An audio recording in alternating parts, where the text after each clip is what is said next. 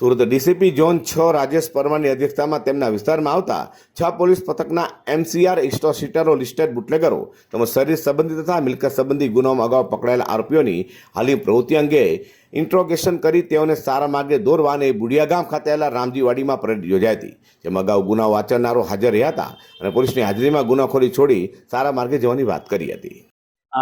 આજરોજ સીપી સાહેબની સૂચના અને માર્ગદર્શન હેઠળ જે ઝોન 6 ના જે 6 પોલીસ સ્ટેશન આવે છે તેમાં બોડી ઓફેન્સ ટપોરી એચએસ ની ઓળખ પરેડ રાખવામાં આવી છે. હવે આ ટોટલ અમારા આખા ઝોનના થઈને 273 આરોપીઓને અત્યારે અમે આ હોલમાં ભેગા કર્યા છે. આનો ઉદ્દેશ એક છે કે બધી પોલીસ અમને ઓળખે.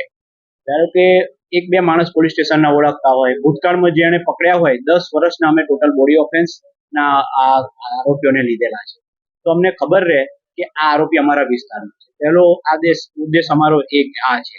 બીજો છે કે દરેક ઓળખે, એના કારણે કાલ ઉઠીને રાત્રે પેટ્રોલિંગમાં હોય, દિવસે હોય, ફરતો હોય એમને તો અમે તરત એને ટોકી શકીએ. નવા જે અમારા ભરતી થયેલા માણસો છે પોલીસના જવાનો એ પણ ઓળખી શકે, પીએસઆઈ પીઆઈ પણ ઓળખી શકે.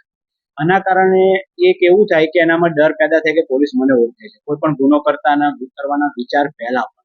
આ સિવાય બીજો ઉદ્દેશ છે કે અત્યારે ઘણાના રહેઠાણ બદલાઈ ગયા હોય, ચહેરા બદલાઈ ગયા હોય, તો નવા ફોટા લઈ લઈશું, નવા એમના રહેઠાણ લઈ લઈશું. પહેલા જે રહેતા હોય નવા મિત્રો બન્યા હોય એના પાકા આધાર લઈ લઈશું. એટલે કે અમારા એમસીઆર એચએસમાં જે નવી જે ડેટા છે એ નવો ડેટા આખો એ અમારી જોડે ફીલ થઈ જશે. બીજો એ છે કે અમે અત્યારે એમને સૂચના આપી દઈશું કે પોલીસની નજર છે, એક સાયકોલોજીકલ ઇફેક્ટ થશે કે પોલીસની નજર તમારા પર છે, તમને આટલા અધિકારીઓ ઓળખે છે, એટલે કંઈ પણ આવું હશે તો તરત તમને પર અમારી વોચ રહેશે, એટલે ગુનો કરતા